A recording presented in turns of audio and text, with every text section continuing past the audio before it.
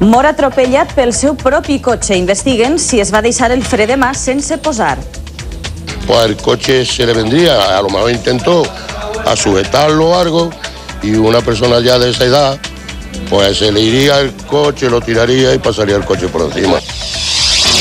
Van denunciar la desaparició d'Antonio a l'abril i ara els diuen que fa 6 mesos que està soterrat.